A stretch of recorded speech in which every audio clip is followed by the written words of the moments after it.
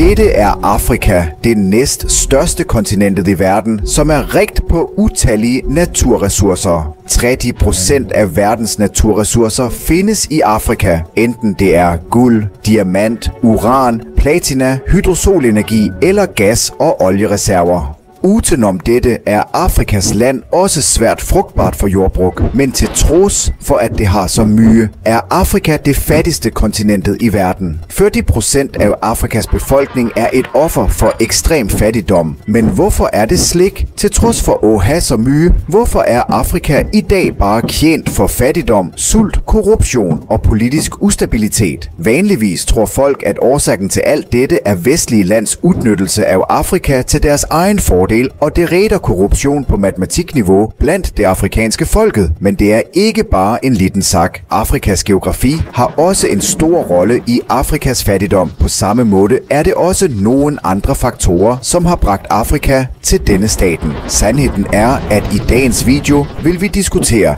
det trods alt. Hvad er årsagerne, som har bragt os så nær Afrika? For det første er det ingen tvivl om, at vestlige land har en stor hånd i at bringe Afrika til denne staten. I 100 år var Afrika en del af det britiske og franske imperiet, som udnyttede mange naturressourcer i Afrika til egen fordel.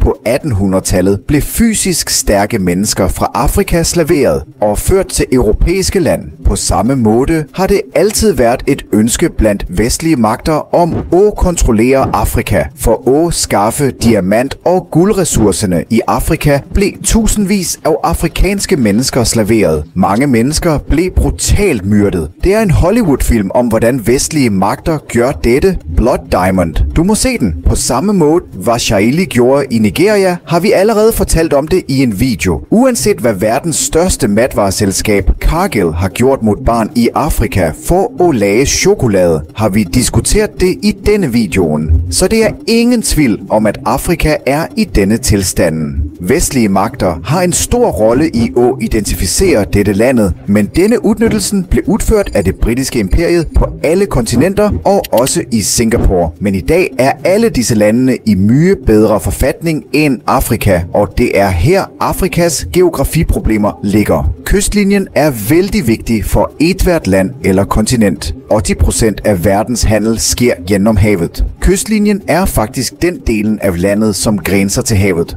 Nå på kartet ser Afrikas kystlinje vældig stor ud, fordi den berører havet fra næsten alle sider, men desværre er ikke flertallet af Afrikas kyst i stand til at bygge havner her, og det er derfor bare et lille område af denne kystlinjen er knyttet til handel. På den anden side er Europa mindre end Afrika, men kystlinjen er længere end Afrika, og det er grunden til, at Europa kontrollerer 40% af verdens havhandel. På samme måde, bortset fra elven Nilen, er ingen anden elv i Afrika så åben og sejlbar, at store lasteskib kan køre i dem.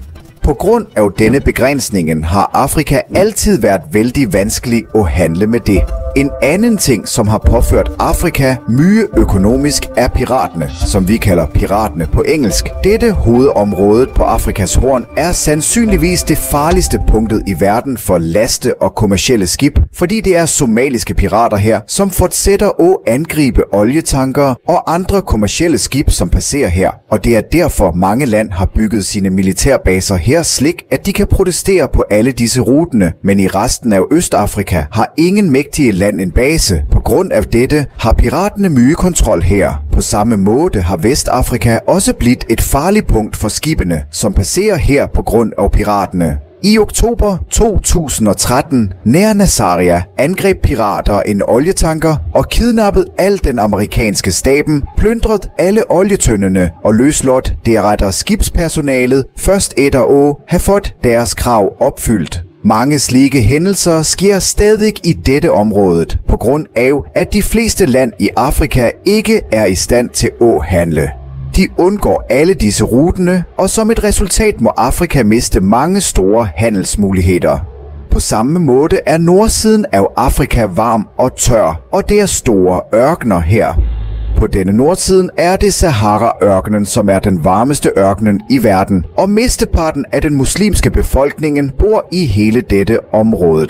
På den anden side, hvis vi drar til sør, er det grønne skover, regn, naturressourcer, men majoriteten af befolkningen her er kristne.